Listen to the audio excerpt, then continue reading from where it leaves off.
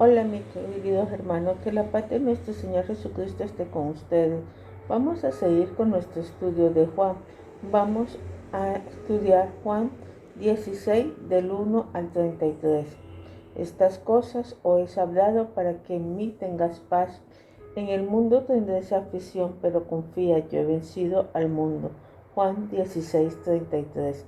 Los discípulos tenían que moverse en un mundo hostil debido a su relación con el Hijo de Dios ya rechazada. No podían escapar de los ataques del sistema que comandaban el anticristo. Sin embargo, tenían recursos. El adiestramiento que recibieron por 3 años se enriqueció enormemente con la enseñanza oportuna del Maestro a escasas horas de su muerte. Aunque no pudieron comprender todo instantáneamente, la semilla se sembró. El Espíritu Santo tocaría cultivarla y al hacerlo y hacerles entender el gran equipo espiritual que tenían a su disposición. Los discípulos frente al mundo. Juan 16, 1, 6. Los escritos bíblicos del primer siglo no acostumbraban a incluir divisiones de capítulos, versículos o palabras. Costaba mucho esfuerzo leerlo. Después, cuando se arregló el contenido en la forma que no es familiar, a veces sus divisiones es interrumpir el pensamiento. La primera parte del presente capítulo continúa el pensamiento del anterior, 15, 18, 25. El tropiezo al cual se refiere el versículo en realidad un engaño o trampa en especial de la clase que se usa para atrapar pájaros o animales pequeños. La enseñanza de Cristo tenía como objeto ayudar a sus discípulos a evitar las trampas. El cristiano prevenido tiene una gran ventaja, pues sabe evitar ser sorprendido por los tramposos. Versículos 4a. El antagonismo del enemigo aumentó fuertemente. En el capítulo 16, versículos 2 y 3, las dos actuaciones mencionadas, la excomunión y el asesinato, ilustran el odio extremo de sus adversarios. La primera representa la persecución mental y la otra la corporal. El ser expulsado de la sinagoga era un castigo que privaba al individuo de los privilegios religiosos, así como de los privilegios sociales. Los asesinos se justificaban diciendo que lo que hacían era en el nombre de o para el servicio de Dios. Los consideraban como sacrificio o sacramentos. Uno puede ser muy religioso y estar totalmente equivocado. Cuando todo comenzó, el entrenamiento de los suyos, Cristo no les habló del futuro antagonismo del mundo.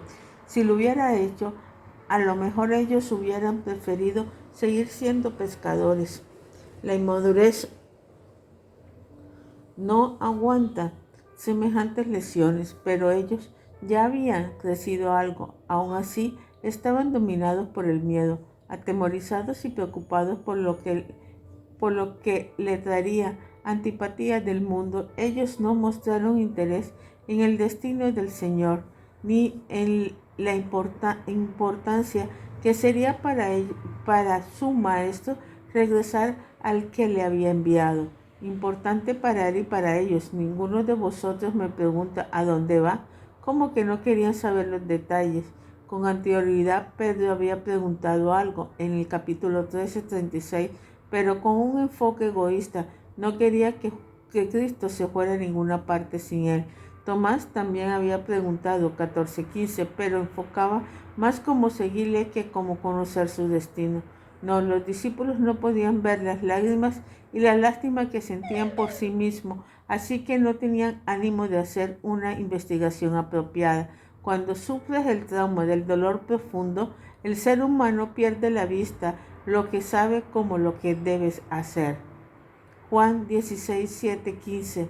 El Señor entregó todavía más datos a los ya mencionados en el estudio sobre el Espíritu Santo, Juan 14 y 15 del capítulo anterior. El Espíritu Santo y Cristo 16, 7. Inmediatamente después de comenzar sobre el miedo de sus seguidores, Cristo les dijo que la nueva obra del Espíritu dependía de que Él se fuera. Con una expresión bastante fuerte, os digo la verdad, quería disipar su miedo haciéndoles una promesa.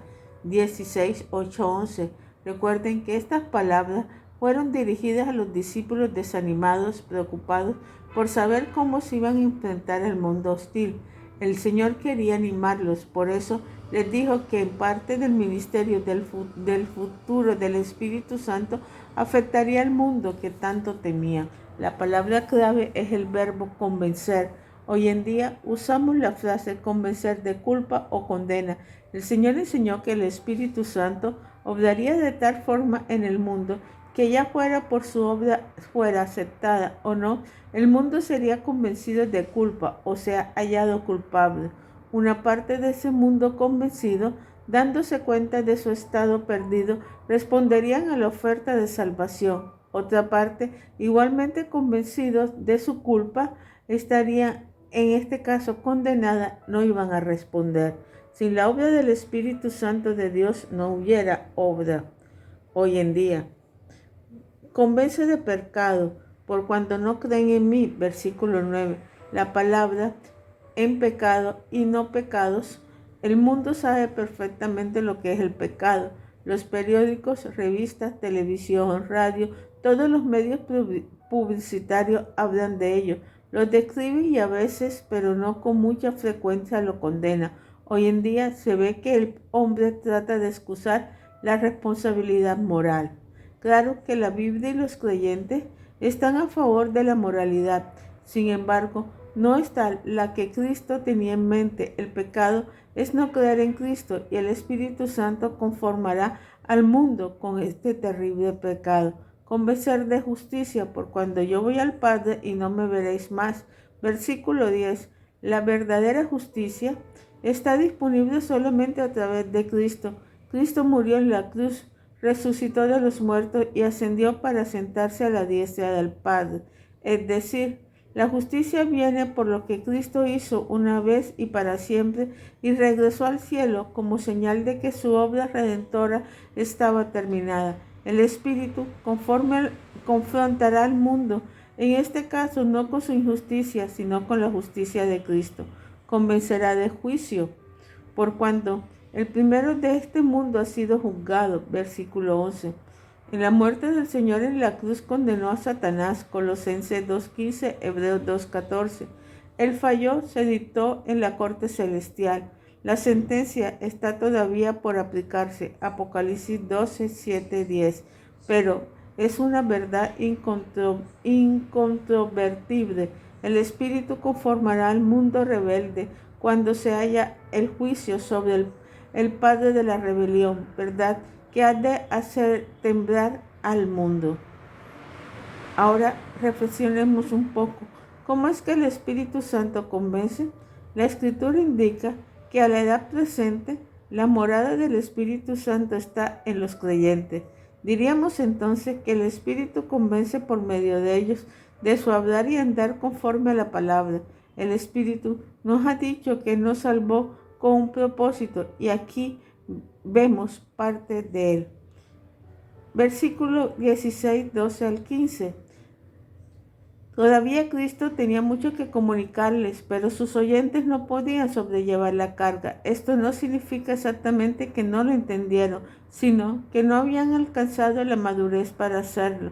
Recuerda que la madurez requiere tiempo, pero el tiempo solo produce canas.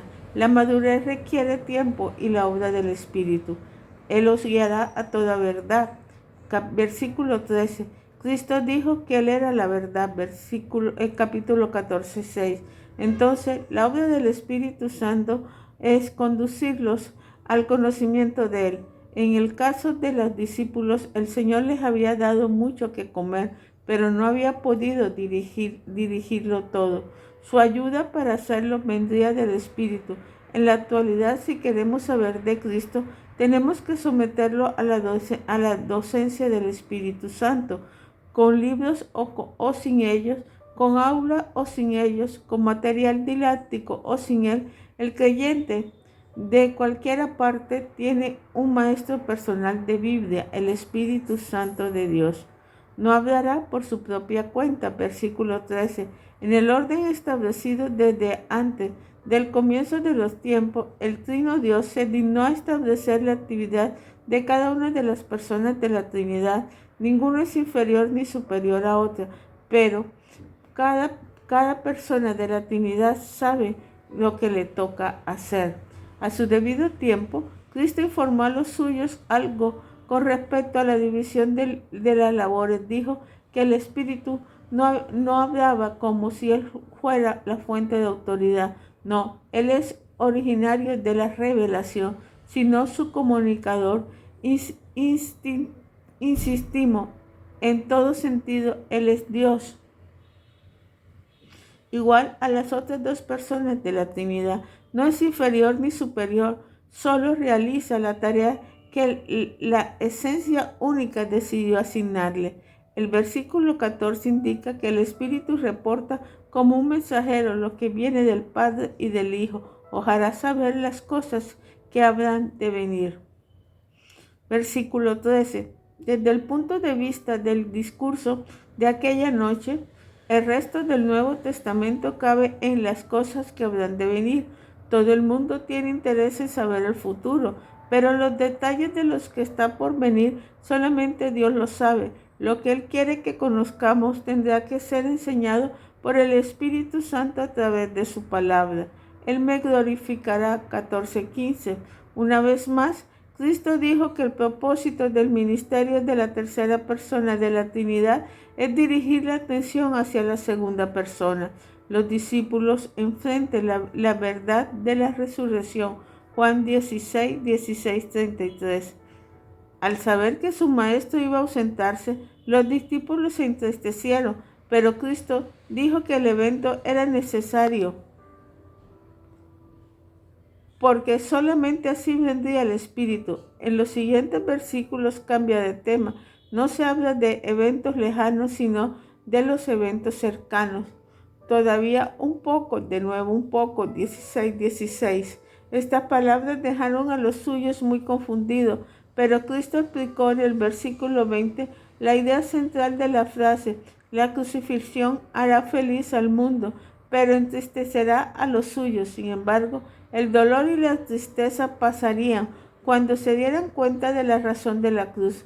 No dijo que el gozo de un evento futuro les haría olvidarse de la tristeza, sino que al entender la causa de la tristeza, su muerte, cambiarían la tristeza en gozo. La resurrección sería la prueba de la verdad que se les había comunicado. La ilustración de la mujer cuando da luz es muy apropiada. Muestra que un mismo evento puede producir dos diferentes emociones o sensaciones. En el caso de la mujer, el dolor y el gozo, la felicidad después de la tristeza. A la verdad, el propósito del dolor es el parto. Así que el objetivo de la muerte de Cristo es la cruz, aun con la tristeza que le provoca, era producir vida con el gozo correspondiente. Los versículos 16 del 23 al 29, Cristo toca el tema de la oración de nuevo.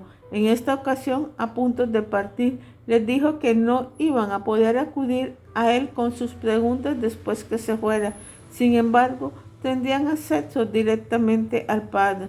Y como la repetición es la clave del aprendizaje, volvió a tocar el tema de la oración en mi nombre, versículo 23.